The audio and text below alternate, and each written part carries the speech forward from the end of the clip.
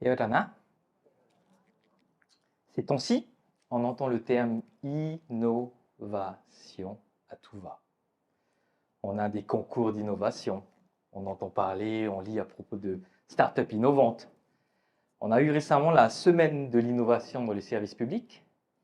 On fait des stratégies d'innovation. L'innovation, c'est sexy, c'est vendeur, c'est à la mode. Mais l'innovation, c'est quoi? J'ai fait à peu près toute ma carrière dans le secteur, que ce soit dans le numérique, dans l'entrepreneuriat social, aujourd'hui en travaillant avec des chercheurs et des startups.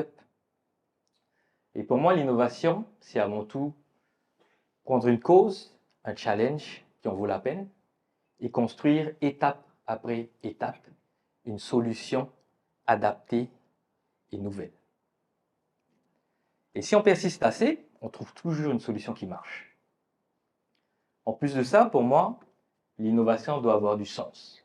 Elle doit être durable, inclusive. L'innovation n'est pas forcément synonyme de technologie. Bien sûr, on a l'innovation high-tech, on dit deep tech de nos jours. Je pense que certains d'entre vous ont installé ChatGPT et entendu parler de l'intelligence artificielle génératrice ou ont entendu parler de nouvelles molécules découvertes en biotechnologie avec des promesses pour la santé. Mais on trouve également de l'innovation low-tech. Je pense au réemploi, à l'économie circulaire. Comment est-ce qu'on utilise un déchet comme un temps et on crée un produit qui a une valeur pour d'autres. L'innovation peut être sociale, comme créer de l'emploi pour les personnes en situation de handicap. Je prends souvent l'exemple de Dialogue in the Dark, qui est une série d'expositions dans le noir complet, où nous voyons devenant aveugles, et où vous avez des aveugles qui sont vos guides à travers l'exposition. L'innovation peut être managériale, donc de nouvelles façons de s'organiser en entreprise. Ça peut être des innovations d'usage, de nouvelles utilisations de services ou de produits existants. Mais ce concept d'innovation, il nous vient d'où? Est-ce encore quelque chose qu'on a importé? D'où? Est-ce que c'est quelque chose qu'on essaye de nous imposer? Eh bien, il faut se rappeler que les Polynésiens ont de tout temps été innovants. En effet, nous sommes de la terre des plus grands navigateurs, des plus vaillants explorateurs, de ceux qui ont traversé le plus grand des océans bien avant tout le monde, conquis île après île. Et avec cet instinct de survie, les anciens ont inventé des outils et des méthodes les plus avancées sur leur temps. On pense à la pirogue double, à la navigation aux étoiles. On pense au savoir traditionnel, à la médecine traditionnelle. Ils ont même inventé une discipline qui est aujourd'hui olympique, le fahe, le surf. Donc on peut dire que nous sommes les héritiers de cette culture, de la remise en question, du sortir de sa zone de confort, du challenge, de l'ingéniosité, ici, dans nos îles. Dans le monde, on s'aperçoit qu'aujourd'hui on vit une des périodes les plus troubles et les plus incertaines depuis des générations. Entre urgence climatique et conflits armés, entre augmentation de l'extrémisme et accroissement des inégalités, la liste de problèmes semble sans fin. On dit que de la nécessité naît l'invention. Encore plus ici, dans nos îles, où tout est à faire, je pense qu'on a l'opportunité, on a la chance unique de créer un nouveau modèle de société. Un monde qui nous ressemble, qui soit juste, équitable, inclusif, en harmonie avec la terre, la mer, la nature. Et je pense que c'est notre responsabilité de créer ce monde. Pour réaliser cette vision, il nous faut prendre challenge après challenge, innovation après innovation. Et certains le font déjà. Quand je pense à l'innovation ici en Polynésie, je vois Tito Bernico et ses frères des jeunes de Moorea, des pêcheurs, des surfeurs, des passionnés de la mer, qui ont vu la dégradation du récif et qui, pour essayer de le sauver, se sont dit un jour, en 2017, dans leur chambre, alors lycéens, qu'ils allaient créer un projet pour réensemencer, bouturer les coraux. Ils ont essuyé les critiques des scientifiques, pour qui le réensemencement était excessivement cher et n'allait pas contribuer à vraiment régler le problème, la cause première de la détérioration des coraux. À force de conviction, à force de faire parler de leur mission, de leur cause, ils ont réussi à impliquer les plus grandes stars pour venir à Moorea prendre des photos avec des coraux. Ils ont également réussi à s'entourer d'experts et de scientifiques qui sont venus, qui sont là à Moorea, venant de SpaceX, de Uber ou de l'Université de Californie. Aujourd'hui, on se rend compte qu'ils ont un impact énorme en termes d'innovation, mais également de sensibilisation et de mobilisation citoyenne. Des jeunes perdus dans une baie, dans une île du Pacifique, qui inventent le futur de la restauration corallienne.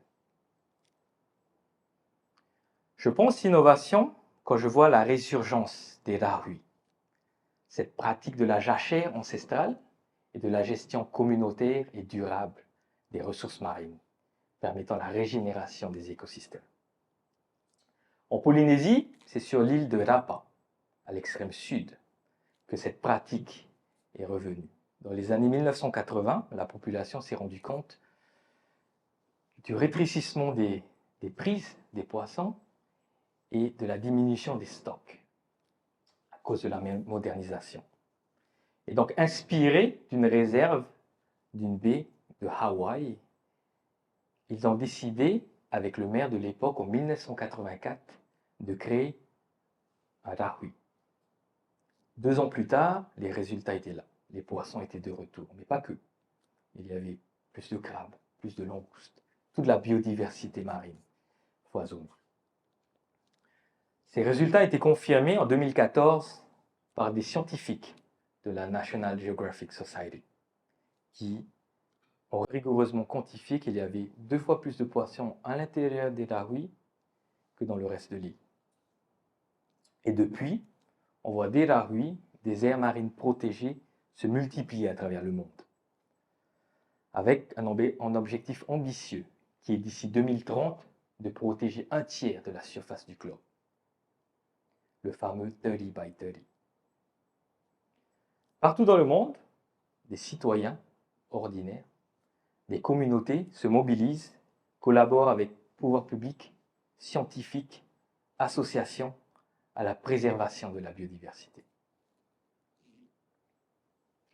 Enfin, je vois l'innovation au Fénois quand je pense à l'histoire d'Auguste Buluc, un infirmier retraité originaire de l'île de Raiatea.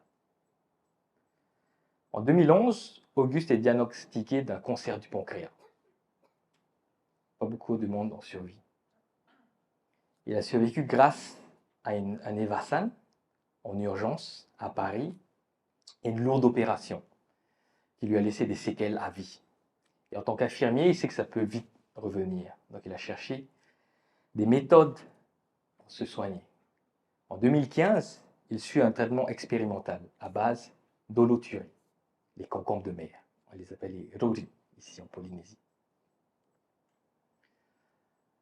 Il y a 3 ans, il décide de créer une entreprise biotechnologique afin de démocratiser les vertus de cet animal.